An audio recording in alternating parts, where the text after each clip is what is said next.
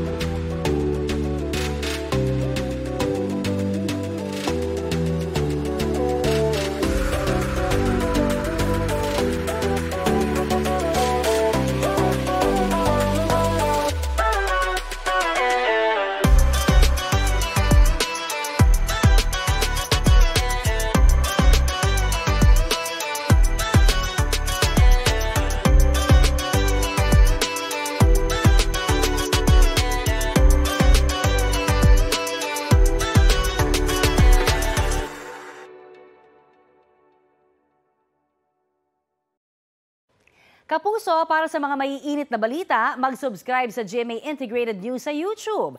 Sa mga kapuso naman abroad, subaybayan nyo kami sa GMA Pinoy TV at sa www.gmanews.tv.